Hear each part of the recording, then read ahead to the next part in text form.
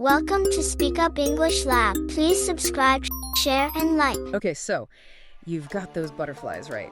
That special someone is constantly on your mind. And then comes that big question, how? How do you actually tell them? It's this moment that's, full of vulnerability, excitement, but also, let's be honest, a bit of fear.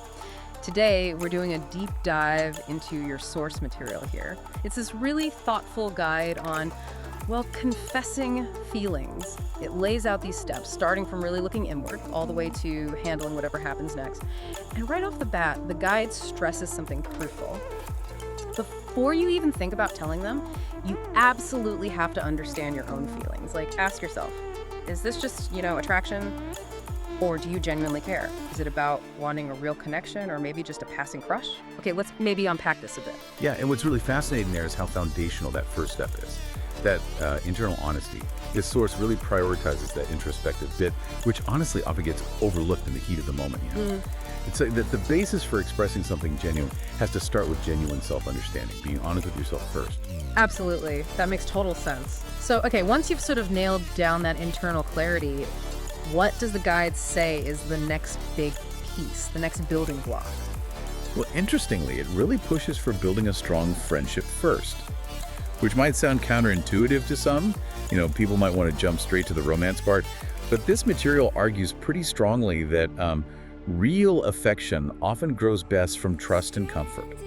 Okay. So it's about laying groundwork. Exactly. It highlights things like talking regularly, sharing thoughts, showing support, basically letting them feel safe and respected around you. It's about creating that secure space where maybe deeper feelings can develop naturally, or at least where a confession doesn't feel totally out of the blue or pressure. That feels right. Build the trust first.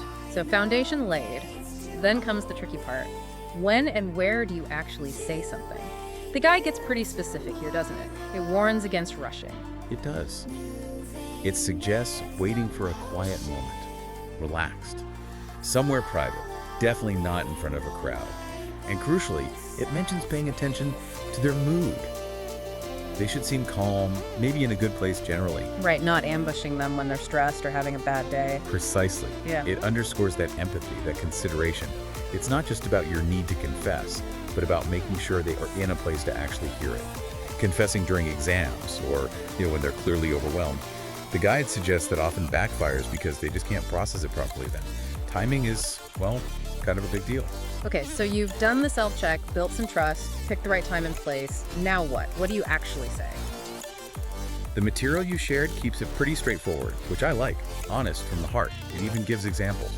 Yeah, like that sweet and direct one. Something along the lines of, hey, I wanted to tell you something. You've become really special to me, and I think I like you as more than a friend, wondering how you feel. Or the gentle and respectful one, too, which I thought was good. It sort of acknowledges their feelings right away, like, I've developed feelings for you, wanted to be honest, but absolutely no pressure to feel the same. It's often just fit. And the guide is really clear. Sincerity is key here. No joking around, no sarcasm when you're being this vulnerable. That just undermines everything. It also, interestingly, advises against getting someone else to ask for you. It's a lot about personal courage. Yeah, definitely no go-betweens. Right. And this naturally leads to the next big question. What happens after?